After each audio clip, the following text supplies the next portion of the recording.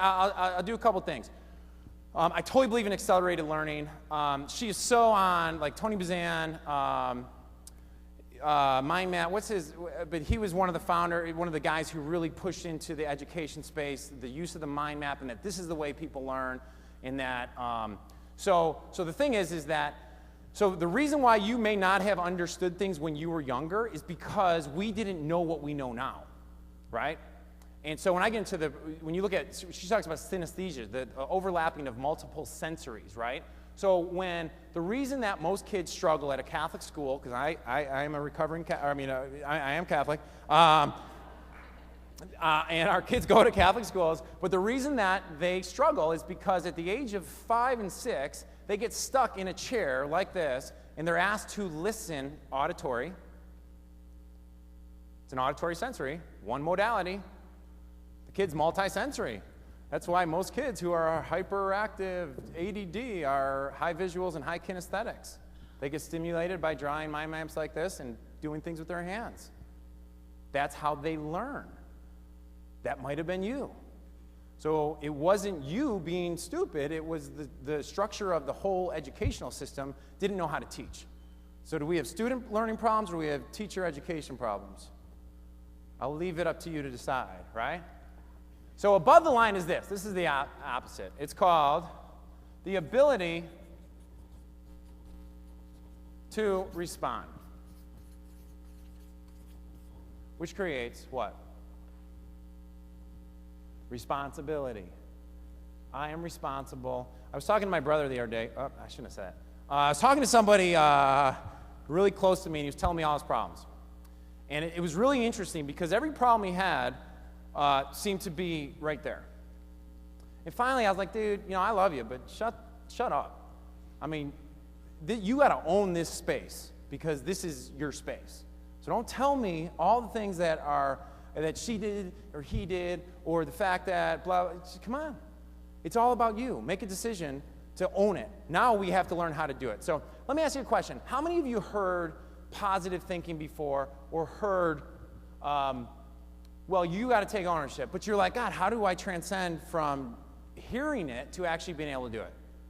Yeah, you've heard that, right? How many of you like to know how to do it in the next 15 minutes? Say, I. Well, there's a couple things. So we're going to flip this over again, play a little game with you. But let me start off with this. How many of you talk to yourselves? Okay, there's a few of you going, I don't know if I talk to myself.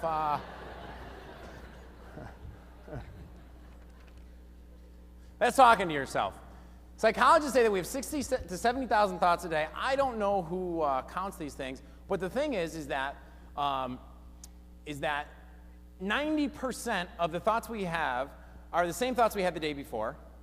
And the only thing that will change, and the majority of those are negative. I was with my trainer yesterday. We were working out, and I said, Kathy, it's amazing. You have some of the best clients ever. I mean, like, really, every client, I'm like, you have the best clients ever, Kathy. No, I didn't mean it that way. I was like, you've really attracted so many these phenomenal people into your life. How do you do that? Or that's amazing. That's a reflection of, I didn't say it to her. It's a reflection of the person she's becoming and has continued to become because her clients are just, just awesome, high energy, beautiful people. And she said to me, she goes, Ed, the craziest thing is the worst clients I ever had were therapists, psychiatrists, and psychologists. And I said, it makes total sense to me. You don't even have to explain it. I mean, I've known that. And here's why. It's because every day they sit there and listen to people dump on them all their problems. And if you go back to if you've never studied Earl Nightingale, The Strangest Secret, I know some of you have heard of him. Yeah, when I was 20 years old, I stumbled across his audio tapes, Lead the Field, changed my life forever. He's no longer with us. Go on YouTube, listen to stuff. It's the best stuff ever. But he talks about how when a farmer plants their seeds, whatever they plant and how they take care of their, I'm like totally clueless to how this stuff works. So whatever they plant, whatever they reap is what they sow, right? So let me ask you a question. If you listen to yourself for a day and you decided to start interrupting yourself every time, or you just observed it and were like, God, why am I saying such negative things to myself? Or, why am I running this bantering stuff? Oh, well, it's because of my mom. No, no, no, no, no. She's not talking to you right now. It's you talking to yourself.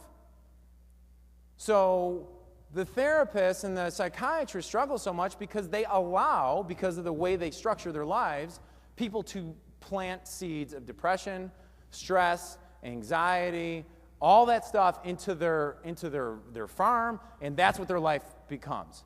You become what you think about most, and your thoughts are a reflection of what you put into your brain.